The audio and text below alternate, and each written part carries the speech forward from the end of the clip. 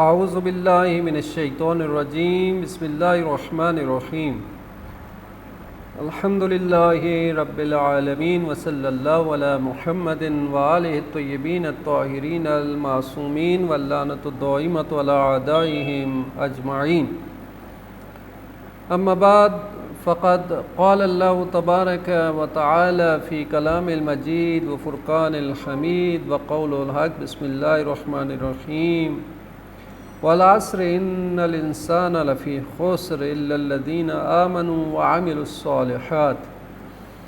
آج ہم ایک موضوع پہ جو قرآنی موضوع ہے اس پہ ڈسکس کریں گے، گناہوں کے اثرات اور توبہ قرآن کریم کی نظر میں۔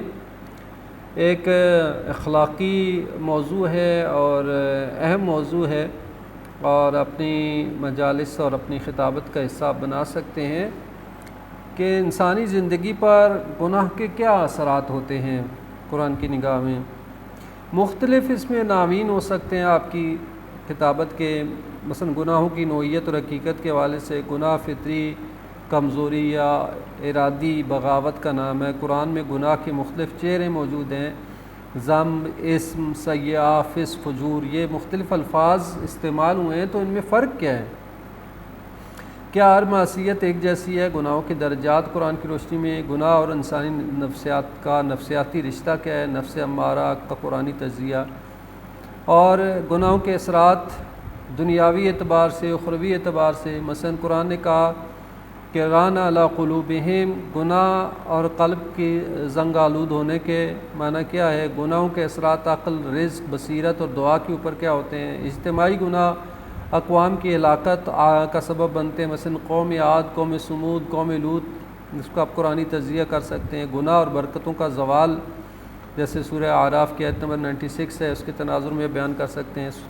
توبہ کی حقیقت کے بارے میں، توبہ کسے کہتے ہیں، توبہ نصوح کیسے کہتے ہیں، توبہ اور قرب الہی، یہ مختلف موضوعات، اسی طرح اجتماعی باتیں، اور اس میں چند اہم منابع جو ہو سکتے ہیں تفاسیر میں، تفسیر میزان، تفسیر نور الثقلین، کنز الدقائق، اور اخلاقی کتب ہمارے پاس بہت ساری موجود ہیں، مثلا الکبائر شیخ صدوق کی، علامہ اہلی ان کے گناہان کبیرہ کے نام سے ٹھیک ہے موجود ہے، اور آیت اللہ دستغیب کی، جامع السعادات ملا مہدی ناراکی کی، معراج السعادہ ملا احمد ناراکی، اخلاق فی القرآن آیت اللہ مصباح یزدی، اور اسی طرح سے آیت اللہ مکارم کی بھی ہے اخلاق قرآن میں۔ احادیث اور دعائیں میں کافی ہے، نہج البلاغہ ہے، سیف السجادیہ ہے، اور خصوصی طور پر بھی کتابیں اس موضوع پہ موجود ہیں، مثلا گناہوں کے اثرات قرآن اور روایات کی روشنی میں، قرآن اور نفسیاتی انسانی نفسیات، اور اسی طرح سے تفسیر موضوعی گناہ و توبہ آیت الجوانی امری سے۔ تو یہ مختلف کتبی اور بھی آپ کو گناہ اور اس کے اثرات کے متعلق مل جائیں گی۔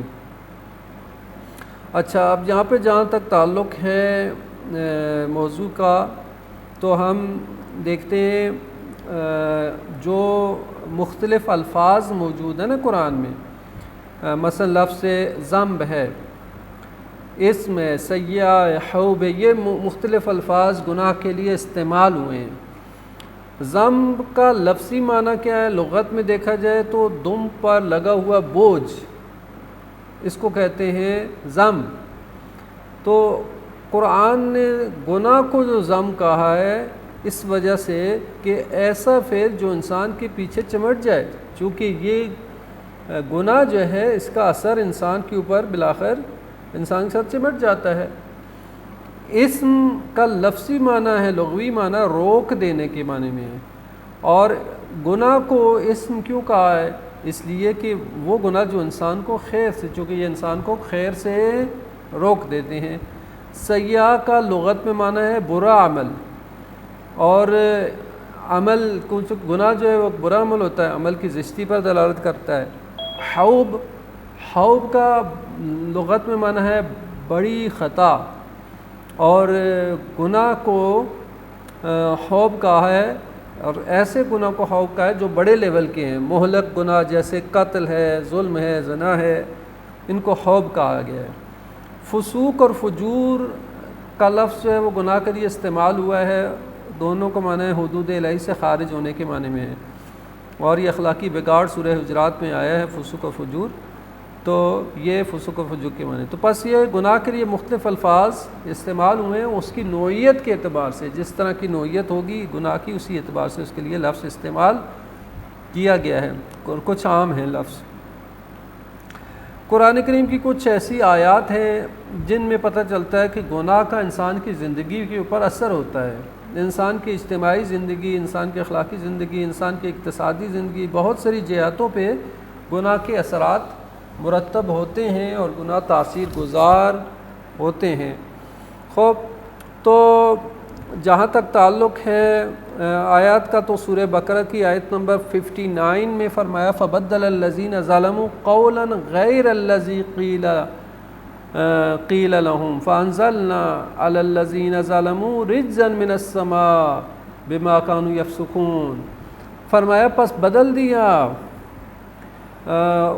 ان لوگوں نے جنہوں نے ظلم کیا اس قول کو غیر الذی، اس قول کے غیر سے جو ان سے کہا گیا تھا، پس ہم نے نازل کیا ان لوگوں پر جنہوں نے ظلم کیا رجزاً من السماء، آسمان سے، رجز پلیدی یا آسمان سے جو ہے وہ عذاب ہم نے نازل کیا، اس وجہ سے کہ وہ فسق کرتے تھے، گناہ کرتے تھے. تو بدلہ کا مطلب ہے تبدیل کیا، رجز عذاب اور پلیدی کے معنی میں ہے، اور یفسقون نافرمانی کرتے تھے. تو یہاں اس آیت میں گناہ کی تاثیر کو بیان کیا، گناہ کے اثر کو بیان کیا ہے کہ گناہ کے نتیجے میں آسمان سے عذاب نازل ہوتا ہے. خوب، سورہ بقرہ کی آیت نمبر 61 میں فرمایا ذالک بانہم کانوا یکفرون بآیات اللہ ویقتلون النبیین بغیر الحق. اللہ کی طرف سے انہیں جو سزا مل رہی ہے اس کی وجہ یہ ہے کہ وہ اللہ کی آیات کا انکار کرتے تھے اور نبیوں کو قتل کرتے تھے ناحق طور پر. ذالک بما عصوا، یہ اس وجہ سے ہے کہ انہوں نے نافرمانی کی، وکانوا یعتدون، اور وہ تجاوز کیا کرتے تھے. تو یکفرون یعنی انکار کرتے تھے، عصوا نافرمانی کی، یعتدون حد سے تجاوز کرتے تھے. سورہ آل عمران کی آیت نمبر 112 میں ارشاد فرمایا وباؤ بغضب من اللہ، وہ اللہ کی طرف سے غضب میں مبتلا ہو گئے، لوٹے، یعنی انہوں نے اللہ کی طرف سے غضب کو حاصل کیا. ذالکہ یہ اس وجہ سے ہے کہ بانہم کانوا یکفرون بآیات، اس وجہ سے جو کہ وہ اللہ کی آیات کا انکار کرتے تھے، نبیوں کو قتل کرتے تھے ناحق طور پر. ذالکہ بما عصوا، یہ اسی آیت کا آگے حصہ ہے. تو باؤ یعنی لوٹے، غضب اللہ کی ناراضگی. اسے سورہ انعام کی آیت نمبر 6 میں فرمایا الم یرو، کیا انہوں نے نہیں دیکھا، کم اہلکنا من قبل من قرن، کہ ہم نے ان سے پہلے کتنی ہی نسلوں کو یا کتنے ہی لوگوں کو ہلاک کر دیا، جو مکناہم فی الارض، جن نے ہم نے زمین میں بہترین ٹھکانہ دیا تھا. مکناہم تاکید کے لیے اور مبالغہ کے ساتھ یعنی استعمال ہوا ہے کہ مطلب یہ کہ ہم نے اچھی طرح ان کو ٹھکانہ دیا تھا، بہترین ٹھکانہ دیا تھا. فَأَهْلَكْنَاهُمْ بِذُنُوبِهِمْ، پس ہم نے انہیں ہلاک کر دیا ان کے گناہوں کی وجہ سے. ٹھیک ہے، تو قرن کا مطلب ہے زمانے کے لوگ، نسلیں، اور مکناہم ہم نے قدرت دی، ان کو بہترین ٹھکانہ دیا، ان کے گناہوں کی وجہ سے ان کو ہلاک کر دیا. سورہ اعراف کی آیت نمبر 96 میں بھی فرمایا وَلَوْ أَنَّ أَهْلَ الْقُرَىٰ آمَنُوا وَاتَّقُوا لَفَتَحْنَا عَلَيْهِمْ بَرَكَاتٍ مِّنَ السَّمَاءِ، اگر قریے والے، بستی والے ایمان لاتے اور تقوی اختیار کرتے تو ہم ان پر آسمان سے برکتیں نازل کرتے ہیں، آسمان کے دروازے کھول دیتے اور ان کے اوپر سے آسمان اور زمین سے برکتیں نازل ہوتی.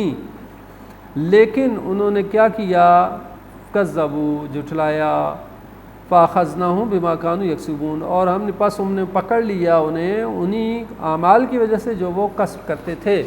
یعنی انہوں نے گناہ کیا تو ہم نے ان کو ان گناہوں میں کے اثر میں مبتلا کر دیا. اگر وہ تقوی اختیار کرتے تو ہم ان کے اوپر برکتیں نازل کرتے، آسمان اور زمین کی برکتیں ان کے اوپر نازل ہوتیں. تو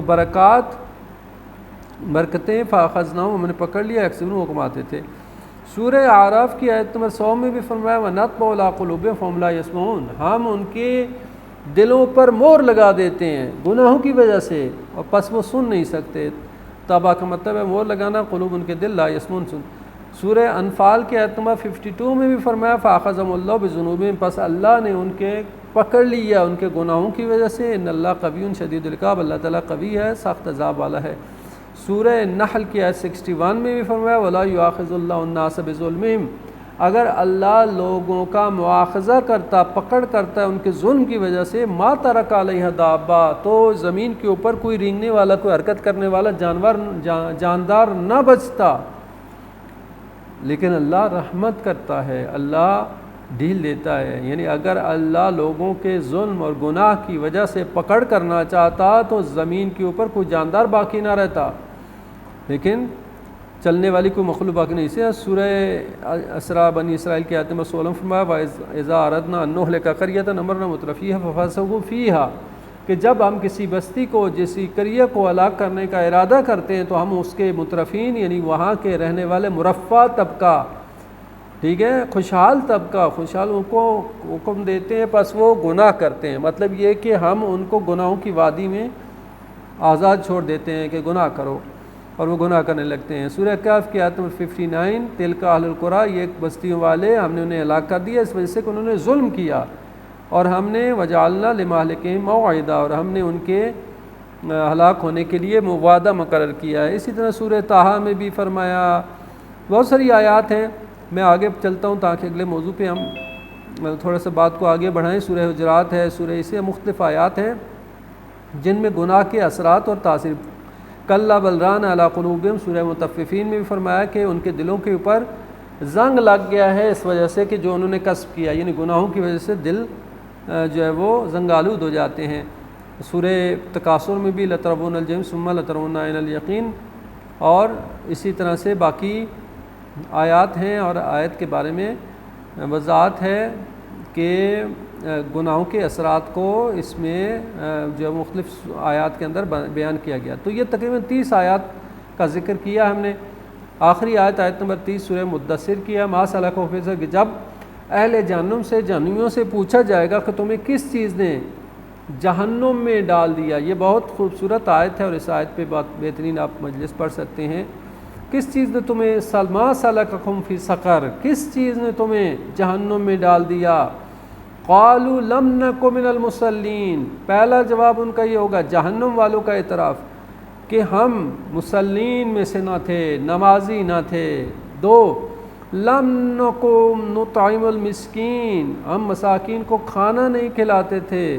تیسری وجہ وَكُنَّا نَخُوضُ مَعَ الْخَائِضِينَ، اور ہم جو ہے وہ ایسی بے مقصد بیہودہ مشغلوں میں مصروف لینے والوں کے ساتھ بیٹھتے تھے، اٹھتے بیٹھتے رہتے، اہل دنیا کے ساتھ مشغول رہتے تھے، بس یہاں تک کہ حتیٰ یہاں موت ہمارے پاس آ گئی۔ گناہوں کے اثرات کے اعتبار سے ہم نے آیات کو دیکھا۔ اب ہم اگر اس کو تقسیم بندی کرنا چاہیں تو گناہوں کے اثرات کو اب 4 اعتبار سے تقسیم کر سکتے ہیں۔ روحانی اثرات، یعنی انسان کے دل، انسان کے باطن، انسان کی فطرت، انسان کی روح کے اوپر اس کے اثرات کیا ہیں گناہوں کے۔ اخلاقی اعتبار سے اثرات، انسان کے کردار کے اوپر، انسان کی سیرت، انسان کی اخلاقی گراوٹ میں گناہوں کا اثر۔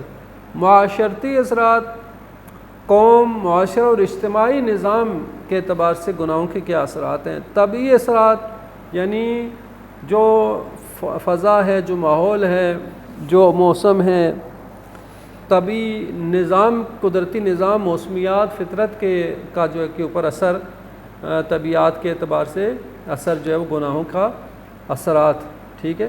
تو یہ 4 اعتبار سے روحانی، اخلاقی، معاشرتی اور طبعی اعتبار سے اثرات جو ہے وہ کو ہم مد نظر رکھ سکتے ہیں۔ اور اس کے علاوہ بھی ہے، مثلا معاشی اعتبار سے خود اسی کے اندر آ جاتا ہے، لیکن اس کو الگ سے ذکر کیا جا سکتا ہے۔ معاشی اعتبار سے گناہوں کے اثرات کیا ہیں، الہی تعلق پر اثرات کیا ہوتے ہیں گناہوں کے۔ تو یہ 6 ٹوٹل ہم نے تقسیم کیے ہیں۔ تو ان میں سے ہر ایک کے بارے میں آیات موجود ہیں، مختصراً ہم وضاحت کریں گے۔ مثلا روحانی اثرات گناہ کے قرآن کی روشنی وغیرہ ہم دیکھنا چاہیں تو قرآن کریم کے متعدد آیات میں بیان کیا ہے کہ گناہ کی وجہ سے انسان کی روح کے اوپر، انسان کے قلب کے اوپر اور انسان کی فطرت کے اوپر اثر پڑتا ہے۔ جیسے اب سورہ مطففین ہم نے بیان کی تھی، فرمایا کلا بل ران علی قلوبہم، ہرگز نہیں بلکہ ان کے دلوں پر زنگ لگ گیا ہے، اس وجہ سے کہ وہ کماتے تھے تو یہ زنگ جو چڑھ جاتا ہے دلوں کے اوپر، یہ گناہوں کا اثر ہے۔ زنگ، گناہوں کی آلودگی انسان کے دل پر بیٹھ جاتی ہے، دل کے اندر شفافیت ختم ہو جاتی ہے، نور ختم ہو جاتا ہے، دل کے اندر نرمی ختم ہو جاتی ہے اور دل میں قساوت آ جاتی ہے، اور گناہ دل کی فطری روشنی پر پردہ ڈال جاتا ہے۔ رین اس وقت آتا ہے کہ جب انسان گناہ معمول بنا دیتا ہے۔ پھر فرمایا ختم اللہ علی قلوبہم، اللہ نے ان کے دلوں پر مہر لگا دی، ان کے کانوں پر، ان کی آنکھوں پر پردہ ہے اور ان کے لیے عظیم عذاب ہے۔ یہ جو مہر لگانا ہے اس کی وجہ مسلسل گناہ ہے، مسلسل گناہ اور فسق کی وجہ سے روح کو کے حق سننے، سمجھنے اور دیکھنے کی صلاحیت ختم ہو جاتی ہے۔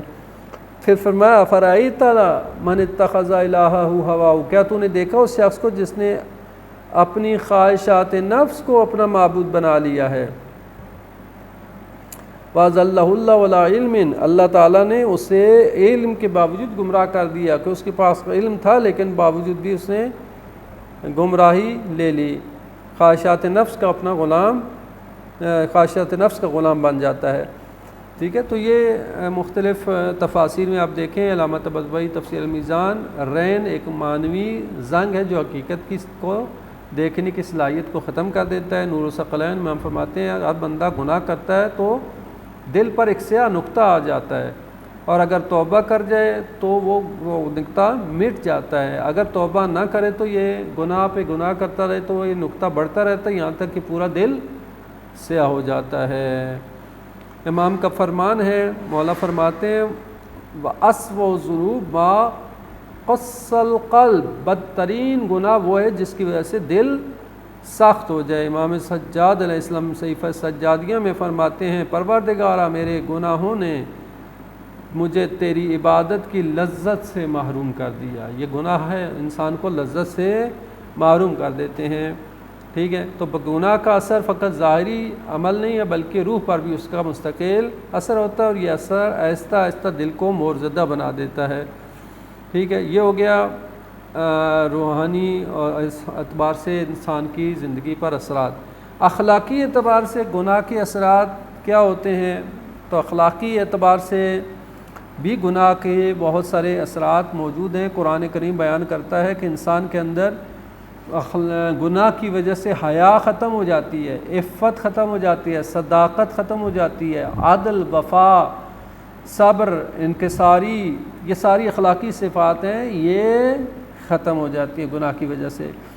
مثلا قرآن فرماتا ہے کہ وی قلوبہم مرض، ان کے دلوں میں مرض ہے، اللہ نے ان کے مرض میں مزید اضافہ کر دیا اور ان کے لیے عذاب علیم ہے بما کانوا، اس وجہ سے کہ وہ جھٹلاتے تھے، جھوٹ بولتے تھے۔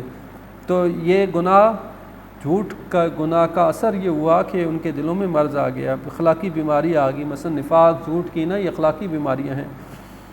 پھر فرمایا لہم قلوب لا یفقہون، کے ایسے دل ہیں جن سے وہ سمجھتے نہیں ہیں، ان کی آنکھیں ہیں وہ دیکھتے نہیں ہیں، ان کے ایسے کان ہیں جن سے وہ سنتے نہیں ہیں، وہ چوپاؤں کی طرح بلکہ ان سے بھی پستر ہیں اور وہ غافل ہیں، اولئک هم الغافلون، یہی لوگ غافل ہیں۔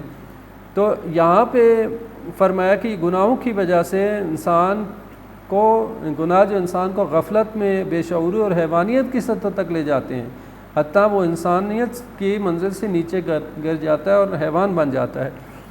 پھر فرمایا سورہ نام کی آیت نمبر 120 میں وَذَرُوا ظَاهِرَ الْإِثْمِ وَبَاطِنَهُ، ظاہری اور چھپے ہوئے دونوں گناہوں سے کو چھوڑ دو، دونوں کو چھوڑ دو۔ فرمایا ان الذین یکسبون الاسم، بے شک وہ لوگ جو گناہ کماتے ہیں، گناہ حاصل کرتے ہیں، سیجزون، ان قریب ان کو جزا دی جائے گی، بما کانوا یقترفون، اس کے ذریعے سے جو وہ کماتے تھے، جو کما رہے ہیں اسی کی سزا وہ پائیں گے۔ ٹھیک ہے، تو یہ گناہ ظاہر سے باطن کو خراب کر دیتا ہے، یعنی کردار کے ساتھ ساتھ انسان کی نیت اور فطرت بھی بگڑ جاتی ہے۔ علامہ طباطبائی فرماتے ہیں، علامہ نے فرمایا کہ اخلاقی رذائل جیسے تکبر، حسد، ریاکاری کے اثرات جو وہاں پہ اس کے بارے میں تفصیل سے وہاں پہ روشنی ڈالی ہے۔ اس کے مطابق یہ باطنی گناہ انسان کو روحانی ترقی میں رکاوٹ بنتے ہیں اور اخلاقی زوال کا سبب بن جاتے ہیں۔ مثلا حرص ہے، تکبر ہے، حسد ہے، یہ اخلاقی گناہ ہیں۔ نور الثقلین میں امام فرماتے ہیں گناہ دل کو سیاہ، زبان کو بد زبان اور کردار کو فاسد بنا دیتا ہے۔ امام علی علیہ السلام نہج البلاغہ میں فرماتے ہیں من کثرت ذنوبہ قل حیاء، جس کا گناہ زیادہ ہو جائیں گے اس کا حیا کم ہو جاتا ہے، اور جس کا حیا کم ہو وہ پرہیزگاری چلی جاتی ہے، اور جس کی پرہیزگاری چلی جائے اس کا دل مردہ ہو جاتا ہے۔ جب دل مردہ ہو جائے تو انسان جہنم میں چلا جاتا ہے۔ امام فرماتے ہیں الذنوب تمیت القلوب، گناہ انسان کے دل کو مردہ کر دیتے ہیں، مار دیتے ہیں۔ وتورث الذل، ذلت لے آتے ہیں۔ وتمنع الرزق، اور رزق کو روک دیتے ہیں۔ یہ گناہ کے اثرات ہیں۔ خوب یہ ہو گیا اخلاقی اعتبار سے۔ اب آ جائیں معاشرتی اعتبار سے، تو معاشرتی اعتبار سے بھی گناہ کے اثرات قرآن نے بیان کیے ہیں کہ معاشرتی فساد پیدا ہوتا ہے، معاشرتی انتشار پیدا ہوگا، ظلم ہوگا، بے اعتمادی ہوگی، عذاب عام ہو جائے گا، ٹھیک ہے۔ یہ معاشرتی اثرات ہیں، جیسے آج ہمارے معاشرے کے اندر ہے، ٹھیک ہے، گناہ کے اثرات ہیں نا۔ قرآن نے بیان کیا ہے کہ ظاہر الفساد فی البر والبحر بما کسبت ایدی الناس، خشکی اور سمندر میں فساد ظاہر ہو گیا ہے لوگوں کے اعمال کے سبب۔ لیذیقہم بعض الذی عملوا لعلہم یرجعون، تاکہ وہ کچھ سزا چکھیں اس کو جو وہ کرتے تھے، یعنی ان کے اعمال کی وجہ سے ہی، انسان کے گناہوں کی وجہ سے ہی ہر جگہ خشکی اور سمندر میں فساد ظاہر ہو گیا۔ یہ معاشرتی اثرات کو بیان کیا جا رہا ہے، یعنی انسانی گناہ زمین، سمندر اور اجتماعی فساد کا سبب بن جاتے ہیں۔ سماجی ناانصافی، ماحولیاتی بحران، امن کا فقدان، یہ سب گناہ کی وجہ سے اور انسان کے غلط کاموں کی وجہ سے اثر پڑتا ہے۔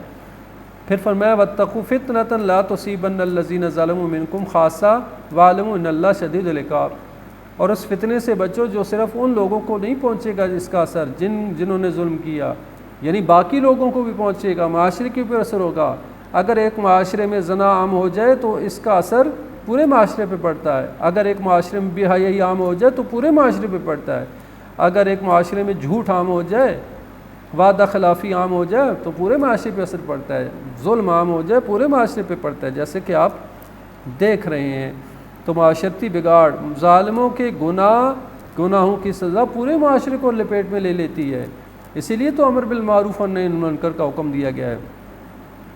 پھر فرمایا ما اصابکم من مصیبہ فبما کسبت ایدیکم ویعفو عن کثیر، جو بھی مصیبت تمہیں پہنچتی ہے تو وہ تمہارے اپنے ہی ہاتھوں کے کرتوت کی وجہ سے ہے، اور ہم تو بہت ساری غلطیاں تمہاری معاف بھی کر دیتے ہیں۔ اگر تمام خطاؤں کے اوپر پکڑ کریں تو انسان بچ ہی نہ سکے، جیسے بیان کیا کہ اگر اللہ تعالیٰ لوگوں کی گرفت کرنا چاہتا نا ان کے گناہوں کی وجہ سے، تو اس زمین کے اوپر کوئی دابا اور حرکت کرنے والا جاندار باقی نہ رہتا ہے۔ معاشرے میں پھیلی ہوئی آفات، بدامنی، فقر، زوال، یہ سب کیا ہیں؟ انسان اجتماعی گناہوں کی نشانیاں ہیں۔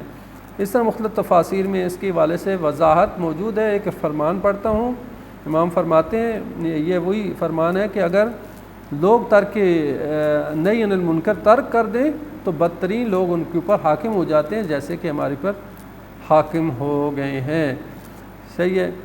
الناس یعاقبون بذنوب غیرہم اذا لم ینکروا المنکر، کہ جب لوگ برائی کو نہیں روکیں گے تو دوسروں کے گناہوں کی سزا بھی پائیں گے، یعنی گناہوں میں انسان شریک ہو جاتا ہے۔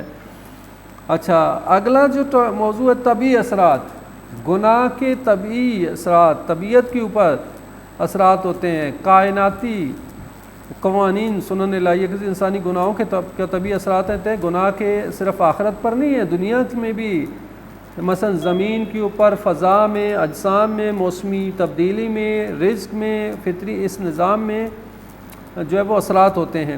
مثلا یہ ایک آیت ہے ولو ان اہل القری آمنوا واتقوا لفتحنا علیہم برکات من السماء والارض ولکن کذبوا فاخذناہم بما كانوا یکسبون، سورہ اعراف آیت نمبر 96۔ فرمایا اگر بستیوں والے ایمان لاتے اور تقوی اختیار کرتے تو ہم ان پر آسمان و زمین کی برکتیں کھول دیتے، لیکن انہوں نے جھٹلایا تو ہم نے انہیں ان کے اعمال کے سبب پکڑ لیا۔ یعنی اللہ یہ فرما رہا ہے اگر تقوی اختیار کرو تو اللہ آسمان و زمین سے تمہارے لیے برکتیں نازل کرے گا، رزق عام ہو جائے گا، فراوانی ہو جائے گی، فقر ختم ہو جائے گا۔ لیکن جب گناہ کرو گے اللہ برکتیں اٹھا لے جائے گا، کیا ہو گیا؟ معاشرے کے اندر فقر عام ہو جائے گا، ٹھیک ہے، برکتیں اٹھ گئی نا۔ یہ گناہ کا اثر ہے، طبعی اثر ہے۔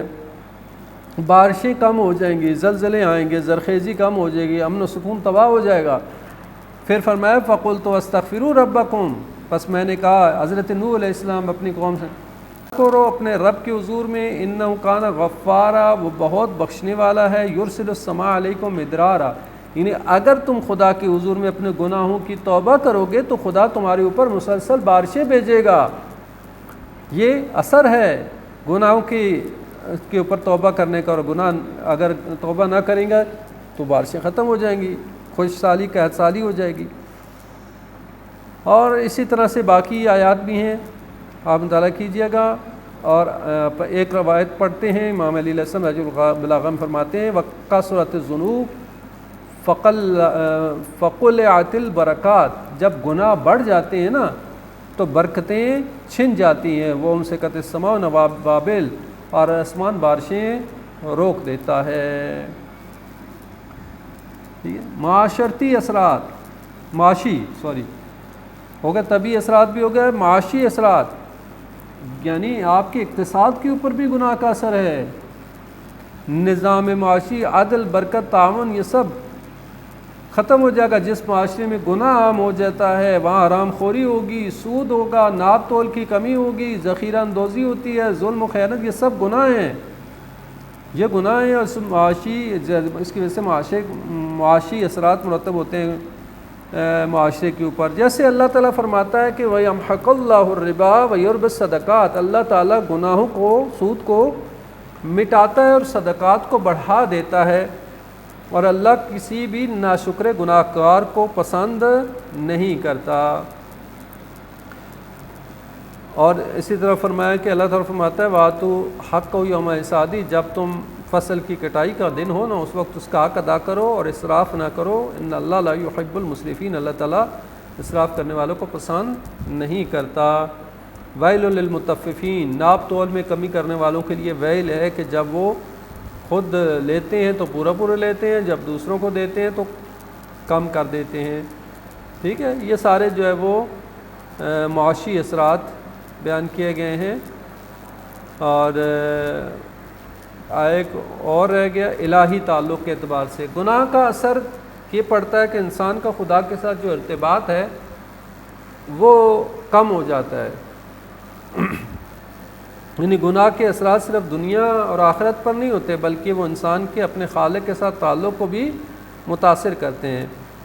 قرآن کریم کی بہت ساری آیات اس میں بیان کرتی ہیں کہ روحانی، اخلاقی، معاشی اور جسمانی اثرات کے ساتھ ساتھ الہی تعلق کو بھی کمزور کر دیتے ہیں، لیکن اس میں اگر انسان توبہ اور استغفار کرے تو دوبارہ یہ رابطہ بحال ہو سکتا ہے۔ جیسے قرآن فرماتا ہے قل یا عبادی الذین اسرفوا علی انفسہم، کہہ دو اے میرے وہ بندو جنہوں نے اپنے نفسوں پر ظلم کیا، لا تقنطوا من رحمت اللہ، اللہ کی رحمت سے مایوس نہ ہونا، ان اللہ یغفر الذنوب جميعا، بے شک اللہ تمام گناہوں کو بخش دیتا ہے، انہ هو الغفور الرحیم، بے شک وہی بہت بخشنے والا، نہایت رحم کرنے والا ہے۔ ٹھیک ہے، تو پس اگر اسراف کے حد سے گزر جاؤ گے تو اس کا کیا ہوگا کہ انسان مایوسی کی طرف چلا جاتا ہے، قطع تعلق، رابطہ، خدا سے رابطہ ختم ہو جاتا ہے، لیکن توبہ اور استغفار کے ذریعے سے انسان واپس پلٹ سکتا ہے۔ گناہ رکاوٹ بن جاتے ہیں خدا کے ساتھ ارتباط میں۔ ٹھیک ہے، اسی طرح فرمایا وقل رب اعوذ بک من ہمزات الشیاطین، کہو کہ اے میرے رب میں شیطان کے وسوسوں سے تیری پناہ مانگتا ہوں، واعوذ بک من رب ان یحضرون، اور تیری پناہ چاہتا ہوں کہ وہ میرے سامنے آئیں۔ تو وسوسے جو ہیں وہ کا نتیجہ جب تک انسان اللہ سے دور ہو جاتا ہے، کٹ جاتا ہے۔ اور اس کے علاوہ بھی آیات ہیں اور روایت میں ہے، امام فرماتے ہیں کہ ومن غفر لہ اللہ من عذابہ، جسے اللہ اپنے عذاب سے معاف کیا تو اللہ نے اسے احسن حالت عطا کی۔ یہ انسان کے گناہ کے اثرات۔ اس کے علاوہ توبہ کے حوالے سے بھی قرآن کریم میں بہت ساری آیات ہیں، وقت دامن میں گنجائش نہیں ہے۔ اللہ تعالیٰ فرماتا ہے کہ ان اللہ یحب التوابین، اللہ تعالیٰ توبہ کرنے والوں کو پسند کرتا ہے۔ توبہ کی شرائط کو بیان کیا گیا ہے۔ توبہ کے حوالے سے اول بہت ساری آیات موجود ہیں، توبہ کسے کہتے ہیں، توبہ کی شرائط کیا ہیں، اور گناہوں سے توبہ کا مطلب کیا ہے، یہ اس میں خصوصیت کے ساتھ یہ آیت بہت اہم ہے کہ اللہ فرماتا ہے کہ اے میرے بندو جنہوں نے اپنے نفسوں پر ظلم کیا ہے، اللہ کی رحمت سے مایوس نہ ہونا، چونکہ وہ تمام گناہوں کو معاف کر دیتا ہے، اور یغفر الذنوب جمیعا۔ اور اس حوالے سے میں نے کافی ساری آیات توبہ کے حوالے سے ذکر کی ہیں کہ توبہ کا مطلب کیا ہے، توبہ کی معنی کیا ہے، توبہ کی اہمیت کیا ہے، اور گناہ اور معصیت کے اسباب کیا ہیں اور اس کی جڑیں کیا ہیں، کہ کیوں انسان گناہ کرتا ہے۔ گناہ کی وجہ چند ایک چیزیں جو کہ قرآن نے بیان کی ہیں ان کو ذکر کیا، مثلا جہالت اور نادانی ایک سبب ہے گناہ کی وجہ کرنے کی، تکبر اور سرکشی کی وجہ سے انسان گناہ کرتا ہے، ہوائے نفس، خواہشات نفس کی پیروی کی وجہ سے انسان گناہ کرتا ہے، شیطانی وسوسوں کے اوپر عمل کرنے کی وجہ سے، دنیا پرستی اور لذت پرستی کی وجہ سے انسان گناہوں میں مبتلا ہو جاتا ہے، بخل اور حرص سبب ہے، غفلت اور خدا سے دوری ایک سبب ہے، برے دوست اور ماحول کا اثر، اور اسی طرح سے دین سے لا علمی یا دین میں تعلیف شدہ افکار، اور قلب کا مریض ہونا یعنی انسان کا مرض قلب یعنی روحانی اعتبار سے، معاد کی ایمان آخرت پر ایمان نہ ہونا، اور اسی طرح دنیاوی غرور اور اقتدار کا نشہ، وعدہ خلافی اور عہد شکنی، بدگمانی، تجسس، غیبت جیسے باطنی گناہوں کا عادی ہو جانا، علم ہونے کے باوجود جان بوجھ کر گناہ کرنا، اور دینی ذمہ داریوں سے فرار، جلد بازی، حسد اور بغض، قوم یا اکثریت کی پیروی کرنا، اور تقوی اور خوف خدا کا نہ ہونا۔ یہ 20 جو ہے نا اس گناہ کی جڑیں بیان کی گئی ہیں قرآن کریم کی نظر میں کہ ان کی وجہ سے انسان گناہ کرتا ہے، اور اگر ان کو انسان دوری اختیار کرے تو انسان گناہوں سے بچ سکتا ہے۔ وصلی اللہ علی محمد وآلہ الطیبین الطاہرین۔